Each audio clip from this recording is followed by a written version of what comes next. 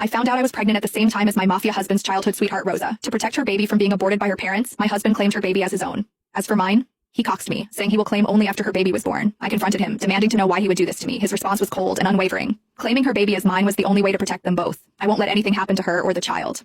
In that moment, as I looked at the man I had loved for 10 years, I realized my love for him had died.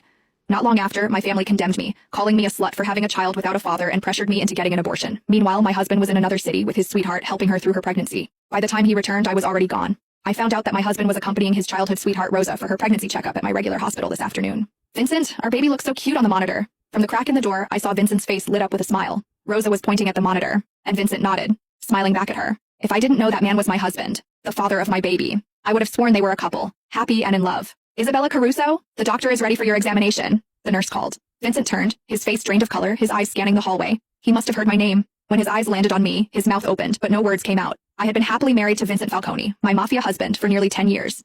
This year, I was finally pregnant with his child. He of all people should know how difficult it is for me to have the baby now. How could he do this to me? I slowly walked toward him, my heart boiling with fury, anger, and the deep sadness of realizing how much I had been lied to. Is that why you told me you couldn't come to my appointment today? I tried to keep my voice steady, but the anger surged, making it impossible to control. Without thinking, I raised my hand and slapped Vincent hard across the face. It was the first time I had ever lashed out at him like this. Yet even after I slapped him, he stood there, silent, avoiding my gaze.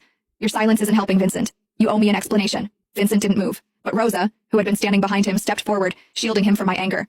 Mrs. Falcone, Isabella, right? She said, her voice shaking. Blame it all on me. Vincent did nothing wrong. It was my mistake, Isabella. I'm the one who got pregnant. Blamed it all on you, huh? I scoffed, the bitterness in my voice clear.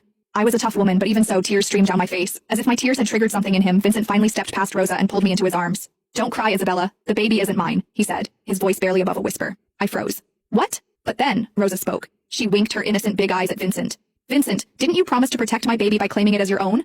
Why are you telling her now? Protect her baby? What the hell was going on? I broke free from Vincent's arms and stared at him. What the fuck is happening right now, Vincent? What the hell is she talking about? Vincent!